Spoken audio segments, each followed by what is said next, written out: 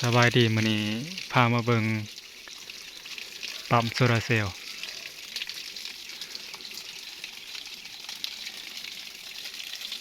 ยังต่อบ่ทันแล้วพี่น้องต่อบ่ทันแล้วก็ได้ทดลองมันก่อนเพิ่นสิขึ้นบ่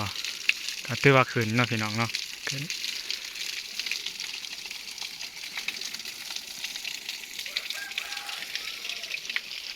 ปึ๊ดเนาะแพงอยู่พุ่นเนาะแพงอยู่พุ่นผมลำน้องก็สิยางลงเด้อเติบเกือบ2 เมตร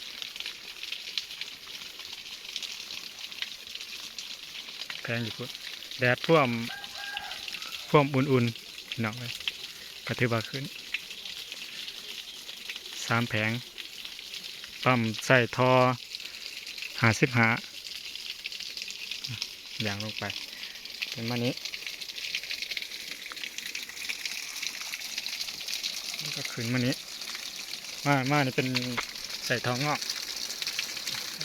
ขึ้นขึ้นมานี่ก็สิ2 เมตรเลย2 เมตรปลายแล้วก็สูงความสูงก็เกือบ2 เมตรลงไปดูอีก2 เมตรแต่ว่าก็ยาวเนาะเจ้าใส่ท่อยาวขึ้นมา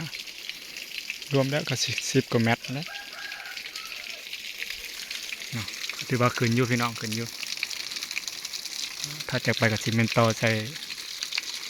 แทงน้ำนี้เนาะแทงน้ำ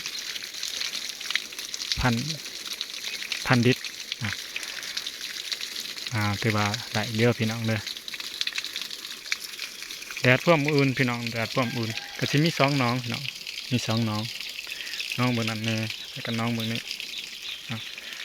เด็กเกิดเลยพี่น้องรูปหัวยืนมือพอได้ปลูกพักพี่น้องพอได้ปลูกพักหอมผักยางนี่แหละถือว่าทดลองเลยพี่น้องเลย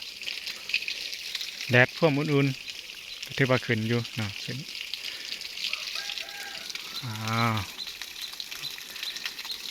ต่อได้เอาจังสีไทยเบิ่งอีกเท่านึง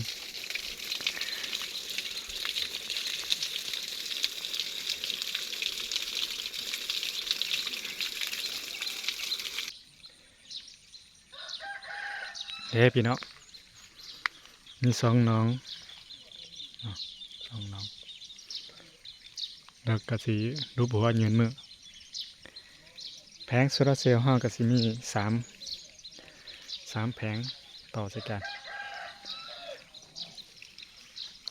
ถือว่ายังบ่ทันได้ใส่อินเวอร์เตอร์แบ่ง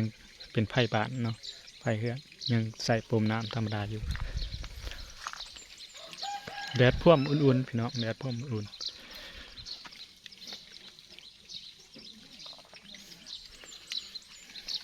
นี่เห็นบ่พี่น้องเห็นบ่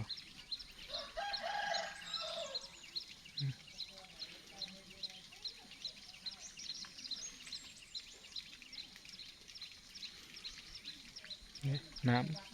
น้ำพุ่งออกอยู่